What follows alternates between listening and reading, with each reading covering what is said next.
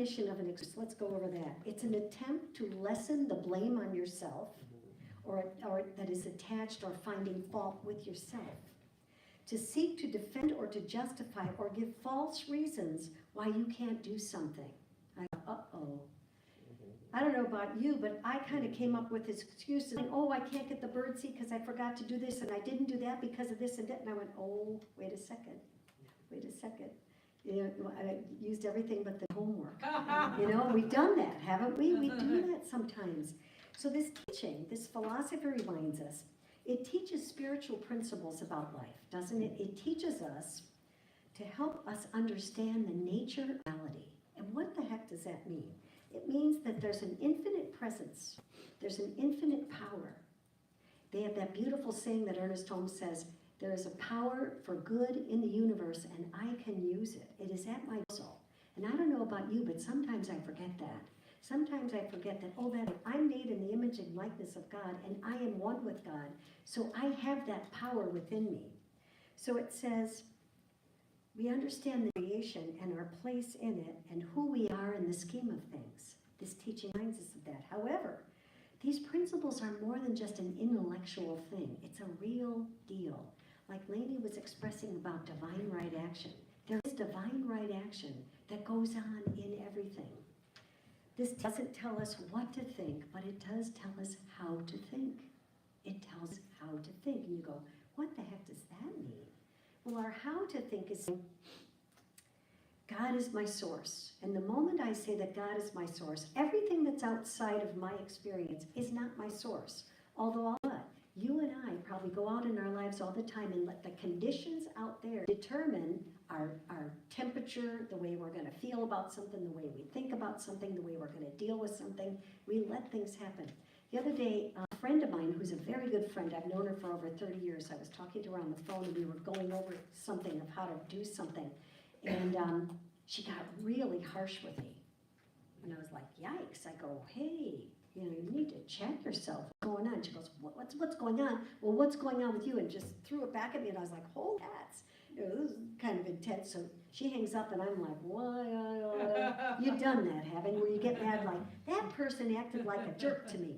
I was having dinner with her and a group of friends the next day. And I moved in and I said, hey, are you okay? Is everything okay? And she goes, I'm sorry, my husband was so upset about something, da-da-da. I go, you know, my talk topic this week is no excuses. She goes, all right, I'm busted. She goes, I'm really sorry. But you know what? We do it, don't we? We kind of say, oh, that person acted a certain way, and that ticked me off, and I have every right to be ticked off, or whatever it is, you know, whatever's going on in our life that may be working to our best and divine good or keeping us in happiness, we turn around and we say, you know what? I've got a reason to feel this way. I'm completely, anybody else ever do that other than me? Yeah, we just say, I'm justified for my cranky behavior, or my this, or I'm in a bad mood because of this, or da-da-da-da-da. Well, guess what? This teaching reminds us, you stay the course no matter what, because guess what the is? I have the power of the creative intelligence in me, right here and now. I have the power of the creative intelligence in me at my disposal to use at every moment. I'm not doing it by myself. I just say God, by means of, is operating through this and functioning, and it is divine right action in my experience. And so guess what? I don't have to know what to do in any moment when I'm in a pickle about something, but I just know that I have to know the truth.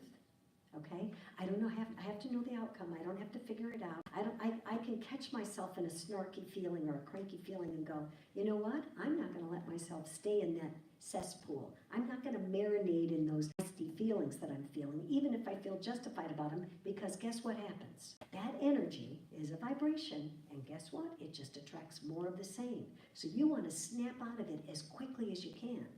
So the best and the best actions and the best ideas and the best relationships that happen when we align ourselves with that power. So when we make ourselves available to it, so let's think about what the core principles are of religious science. Religious science, first thing is, there is a oneness. There is a power that not only is our source, but one with that power. What does that mean? That power is operating in and and through me, and you go, I don't know, I'm not a puppet. I don't like the idea of something operating through me. Guess what? It's the power that we use every day. It's that energy that empowers us to say, yes, you can do it. No matter what it is, yes, you can let that stuff go. There's a universal mind, that God operates as a universal mind. The mind that's in my mind is the mind that's in God's mind, is the mind that's in your mind, and your mind, and everybody's mind. So guess what? When you meet someone that's not so hotsy-totsy, guess what? You have to go, I'm going to love the God in them. I don't like how they're behaving, but I'm going to love the God in them. And what happens? You lift your energy. You lift your energy. You know, there's that beautiful book that's out that said, you can't afford the luxury of a negative thought. It's a really cool book, by the way. Think about it. Why can't you afford the luxury of a negative thought? And I don't know about you, but sometimes I like to walk, like I pretend like we're Teddy rolling on the grass. Like sometimes you just go, yeah, it all justified. And what happens? You're kind of in a funk. You're not happy and joyous and fulfilled and exuberant about life. You're feeling kind of, it's like kind of sometimes how you feel after watching the news of kind of the negative stuff that's happening or whatever's going on. There's a thing about our teaching, and it says there's a triune nature. And by the way, the triune nature is our soul, our spirit, our soul, and our body. And I'm going to be teaching a workshop coming up in a couple weeks, and it's discussing the V symbol. We're going to talk about what does that symbol mean and how does it apply to my life. Okay, I don't know about you, but that V, Lainey said that there's a guy who goes, oh, I know, it's the one with the check mark. And the truth of it, there's a lot behind the V symbol, and if you get it, you get it. And so that's something really fun. We're going to do a little workshop on it. Also, another core concept is that we have a creative nature. We're not just creating on our own, we're co-creators with spirit. Remember, I always give that example of the Petri dish. What it is that we're defining in life. What we're putting out a request to the universe. And the request to the universe is, say it's, I want more abundance and wealth in my life. Say that's it, okay? You're giving instruction to the universe, and the universe goes, oh, is that your truth? Is that what you're believing? But if you negate it by going, and I always stink at saving money, and I'm never good at this, and nothing good ever happens to me, I never win any contests or anything. What if you just told the universe? Not going to happen here. Not going to happen here. It's not going to stop. The door's not going to stop at my door because guess what? I don't believe in it. But the Petri dish takes a receipt of what it is we're putting in that plaster Paris. And it says, whatever you're putting into it, I'm going to put out to you. So we have to be careful of what we're asking for, don't we?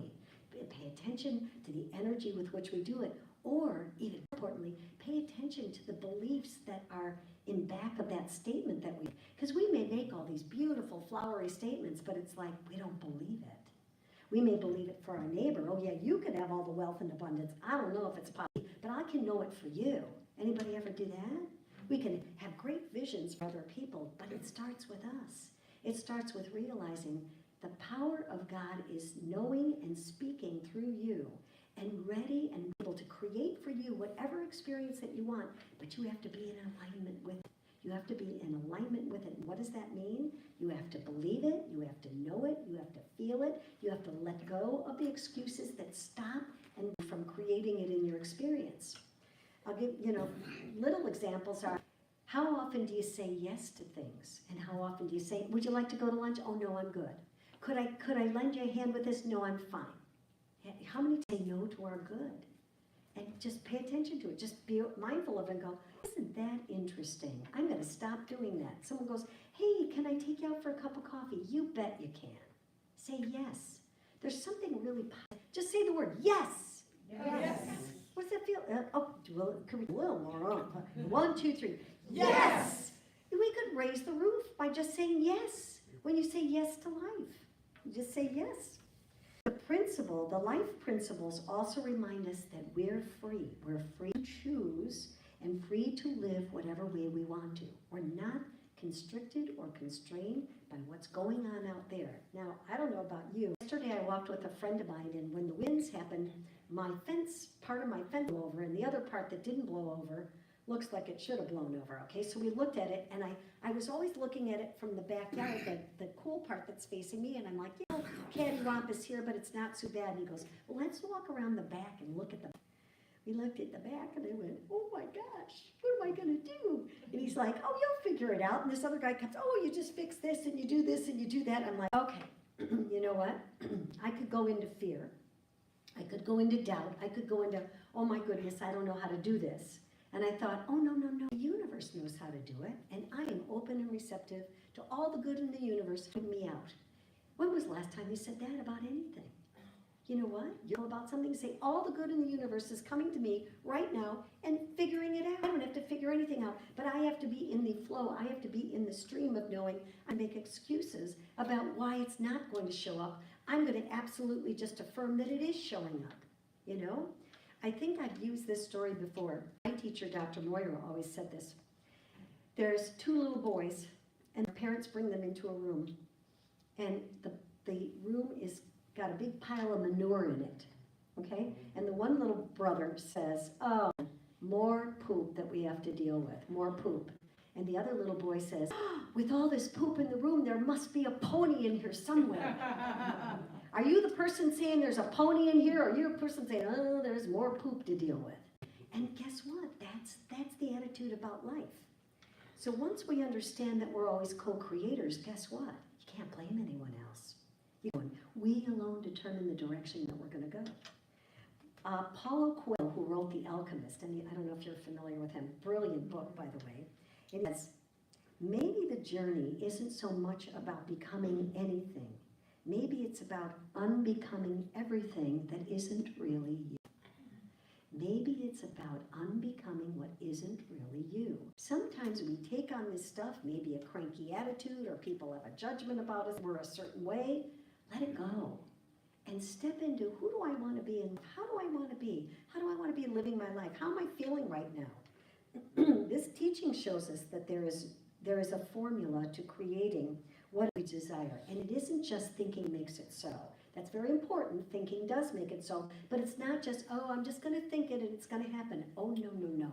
We have to get in alignment with the energy, with the power, with the feeling, with the sense of it. And we have to be the thing that we want to express in our life. I always say if you want to create a new relationship in your life, you got to make room for it. And I thought, oh boy, well, all the drawers in mine are stuffed with stuff, so I better start emptying some if I want somebody in my life, right? It's the same with anything. If we want to create something, we have to make room for it. I'm going to jump here. I wanted to share, I've got it here somewhere. Louise, her calendar, has a whole thing about March. And in it she says, I feel like cleaning house this month, both literally and figuratively. I take the time to go through my home and collect the things I no longer need, and I gladly donate them to someone that can use it. Then I review the junk taking up room in my head, and I release that too. I now choose to let go of all the hurt, all the resentment, or any other negative weeds that are crowding my garden of thoughts. I feel free and light. Now there's an affirmation. And it's a matter of cleaning house. I don't know about you, but spring is coming, and you know there's that spring cleaning. Slowly letting go of stuff and collecting a bunch of stuff to let go of, and I said, okay, it's time to tidy up my mind as well. What are some of the beliefs that I have of like, oh, I'm no good at this, oh, I stink at interfacing with my computer, I don't know how to do this, I don't know how to do that. And I said, you know what, I am going to cancel that right now, and I'm really proficient at something to do with the computer. Yesterday it was printing envelopes on the printer because you got to know which way to turn it and which way the gummy side. I screwed up about 5 envelopes. I'm like, stop it, you can figure this out. Boom, I put it in. Okay, if I had to do this way and did it, boom, I figured it out and printed the envelope. Challenge yourself to do something new, something out of your comfort zone, something that says, oh, I used to say I can't do that, but I can do that. I can do that. And when you have a can-do mentality, everything in the universe aligns with you to go, oh, there's a serious place. They really believe that they can do something like that, and I'm going to trust them to do it. Now, one of the things that really helps us with letting go of excuses is our attitude. Okay, so listen to the definition of attitude. A thinking or feeling about someone or something, typically one that is reflecting a person's behavior, a position of the body proper to or implying an action of a mental state. What's your attitude? Now your attitude may be positive about one thing, but it's cranky about another. When we get in the sense of a positive attitude all the time, it shifts every action that we put into flow in our life. Attitude is something that can be developed. When you approach things with a positive attitude, you're going to attract positive circumstances. Why? Because it's the energy vibration that's out there. It's the energy vibration that you're putting out there. So, we all could have excuses that prevent us from not following through on our dreams. I bet every one of us, we could sit here and talk for hours about, well, I'll tell you why I never became an attorney. It's because of this, and I didn't get the law school, I didn't have the money, blah, blah, blah. I'll tell you why this didn't work out. I'll tell you, we could all have excuses for why things didn't work out. How about that we dim ourselves with what our dream was? That takes a lot of responsibility, doesn't it? It takes the idea of being proactive about your own life. Sometimes we like to just float down that river of kind of being a victim and saying, well, stuff doesn't work out because I didn't have this and I didn't have that. Baloney. What if you said, I didn't get in alignment with my dream. I didn't really focus on my dream. I focused more on what I couldn't have more than what I could have. And the moment you shift to what you can have, things change. We're a choice to either stay with the excuse or push beyond it and let ourselves be led into a great experience. We can overcome stuck feelings rather than letting them hold on to it. Having no excuses means not letting anything stop or block us. And if it is stopping or blocking you, stop for a moment and say, isn't this interesting? I almost got into agreement with thinking that I'm not enough, or I'm not capable enough, or I don't have the wherewithal to do whatever it is I need to do. And just say, is that God's opinion? No.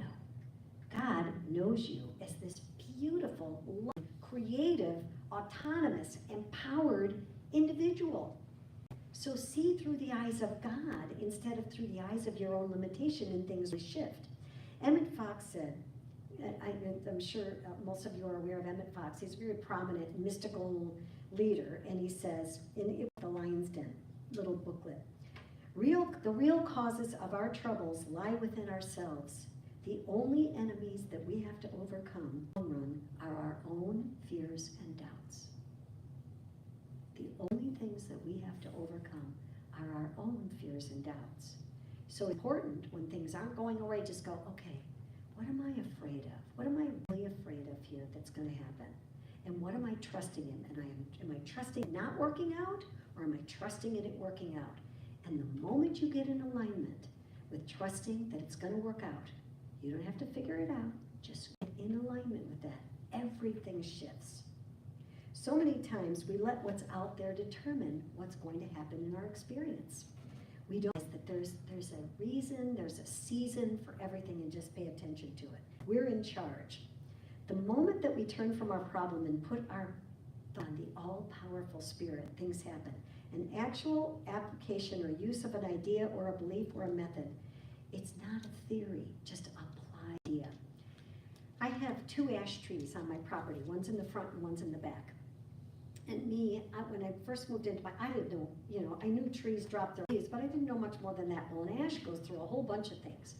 Ashes drop their leaves, and then they create these immediately. It's almost like overnight. They create these little pod type things. And then those pod things drop, and they drop green ash everywhere. In fact, there's some on there's ash from the pine trees rails. I don't know if you've noticed them this morning, but there are. So they drop this stuff, and that's their way of pollinating. They're putting their stuff out. And then right after those things, a leaf happens. And it's like, they don't sit there and go, oh, you know what, wind blew most of my leaves away early, and I didn't get enough water this year, we didn't get enough rain. It's not complaining. It just automatically goes through because it goes through and it knows. It knows who it is and how to do it and where to be. It just follows through. We can learn a lot from nature. Just follow our natural instincts about stuff and trust in that power. And the moment that we do that, everything falls into alignment. You do have an hour to listen to the 5 pages, don't you? I always get off on okay. If we start with an attitude of love, love will lead the way. Love always leads the way. And then we are at choices. I love this thing I read last night. We make choices, and our choices make us. Isn't that interesting? Our choices make us. So examine. Look at what your choices are. What have you chosen to do? I'm so mad at the person. I'm going to stay mad because they were a jerk to me. Okay, you want to hang on to that? What are you? How's that feeling? Do you want to release it? I mean, maybe you don't need that person in your life, and you can release them and bless them, but don't hang on to the ick feeling. Don't hang on to that. How I show up in the world, the energy with which I respond to life has a very real effect not only on my well-being, but on the well of the world at large. We're putting out an energy. If you've read Power versus Force, it literally says that the energy vibration that we put out there lifts the energy vibration of the world. And I don't know about you, but I wasn't taught that in school. And I thought, well, isn't that an interesting idea that I'm contributing to the energy vibration of the world by being in a positive attitude? And the opposite of that is I'm contributing to the energy of the world, negative space too. How about if we use setbacks as a motivator? How about if instead of, oh, I can't do this, see, I told you I stunk at math. Well, we just let it, well, I'll show you. I'm going to be even better at math, right? How about we turn it around and let it motivate us, that we learn from our mistakes rather than feeling overwhelmed by them? What a concept. From our mistakes rather than being overwhelmed by them and going, oh gosh, I don't know how to build a fence. I can't find a fence maker. I don't know what to do, and no one's calling me back. And I said, Mary, you need to stop that right now. The perfect fence builder is going to find you, and you are absolutely calling them into your experience. Boom. And then I bet every one of us in this room has an experience that we can say, man, I don't know what happened, but God was in charge, and man, things happened. Anybody ever feel like that? That God was in charge and really kind of directed you to the right person? Or I can't remember the whole story, but this guy was telling me that he went to some meeting. He wasn't supposed to go to the meeting. He went in the meeting for his boss, and he went to the meeting and his wife. And he met this woman, and they were, they had lunch together, and he wasn't supposed to be there. But when he was there, he said, there you go. And you know what?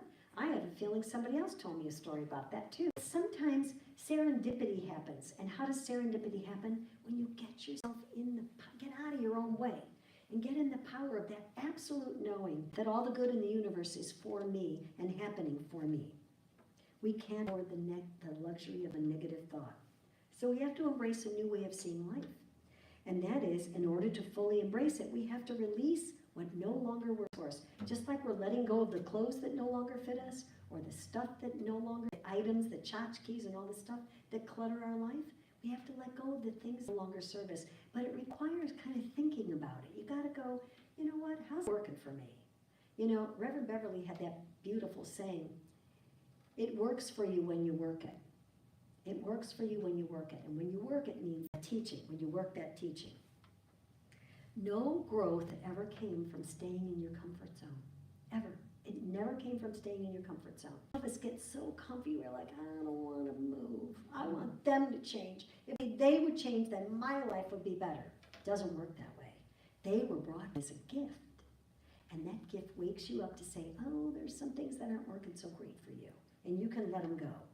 So, let's see here. Of one infinite intelligence, which operates creatively on our beliefs. Period.